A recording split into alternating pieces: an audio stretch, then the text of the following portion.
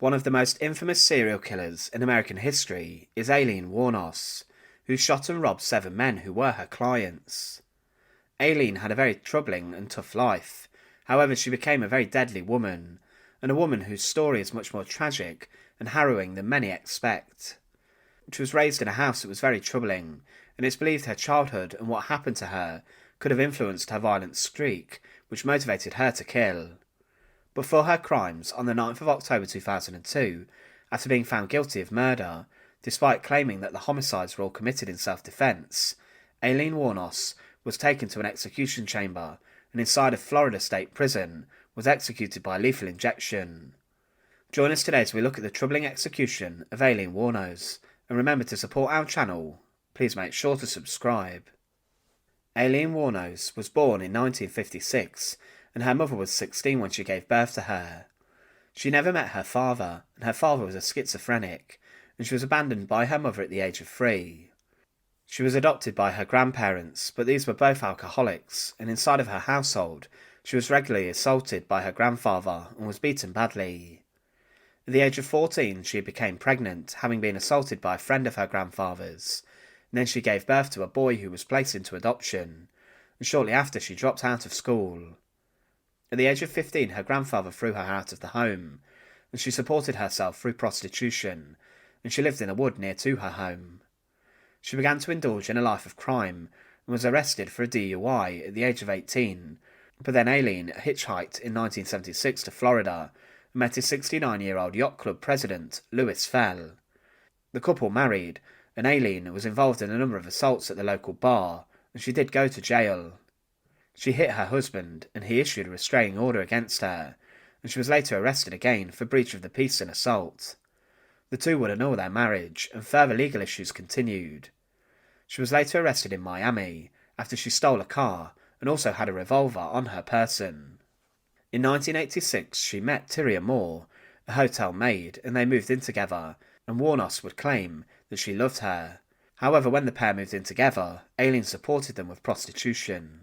Despite being a violent individual, Aileen would take things further, and she would murder 7 men inside of a 12-month period.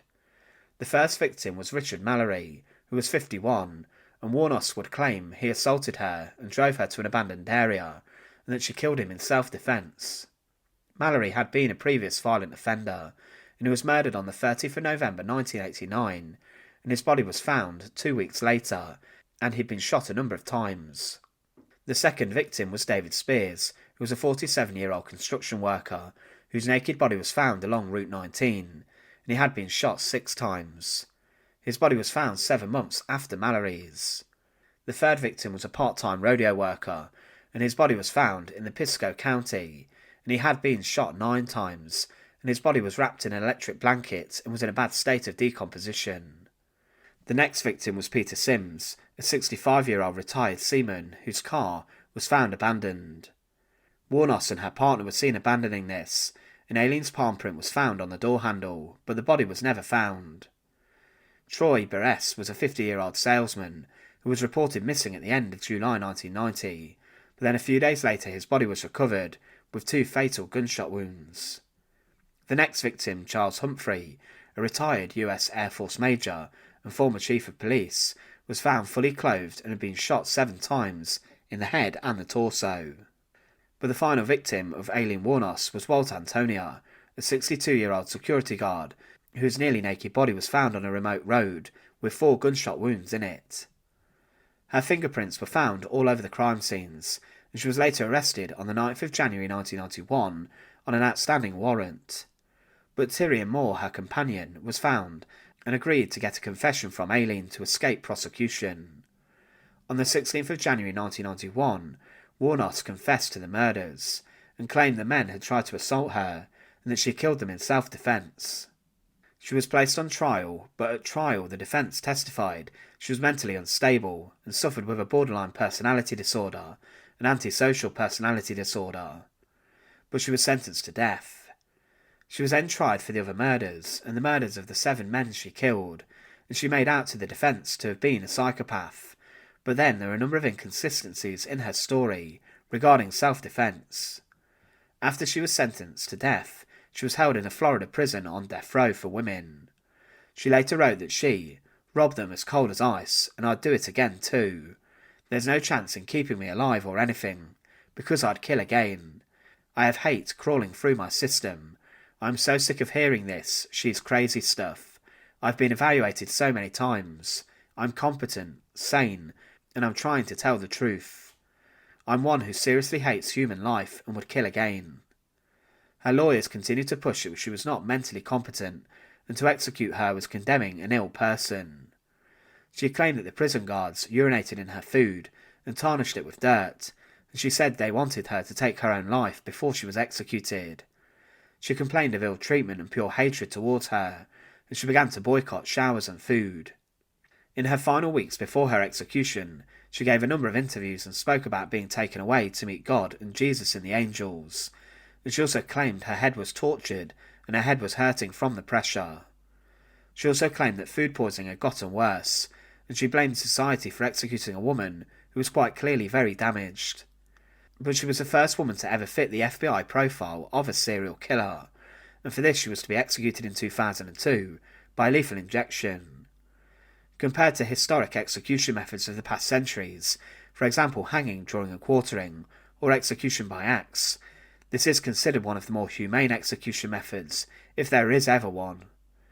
There have been examples throughout the decades where this has been performed poorly, but her execution was scheduled for the 9th of October 2002. She was offered a last meal, and was offered anything under $20, but she declined this and instead just asked for a cup of coffee. It was said that her final words were, "Yes, I would like to say that I'm sailing with the Rock, and I'll be back, like Independence Day with Jesus, June 6th like the movie. Big mothership and all, I'll be back, I'll be back." Her words were eerily spoken, and she was then strapped to the chair inside the execution chamber as a number of witnesses peered on through the glass to see her final moments. At 9:47 a.m. she was declared dead after the combination of drugs were injected into her system that led to her body to shut down in a matter of minutes. She was the second woman in Florida to be executed since the restoration of capital punishment. Following her death, her remains were cremated and her ashes were scattered beneath a tree by a childhood friend. Documentaries and films were made about her, and one man who would make a film on her would outline her mental state. He said, "I think this anger developed inside her, and she was working as a prostitute.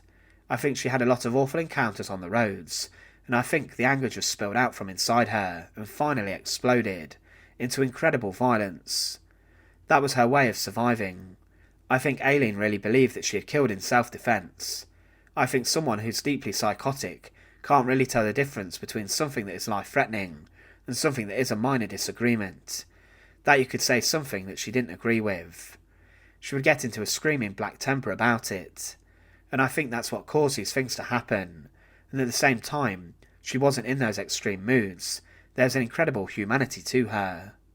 There has been much debate about Aileen Wuornos and her mental state, and whether it was fair to put the woman who, despite killing 7 men, was clearly damaged to death. It led to much speculation about whether she was actually mentally ill, and whether her past influenced her to the point that made her a serial killer. She had many behavioural problems, and could not make and maintain strong relationships, and she also had an explosive temper. What cannot be disputed is the fact she had a horrible upbringing in early life, but her crimes cannot be excused. Inside of an execution chamber in Florida in 2002, the most infamous female serial killer in American history was executed, and her life was taken away by lethal injection. Thanks for watching. To support our channel, please make sure to subscribe, and once again, thank you so much for watching.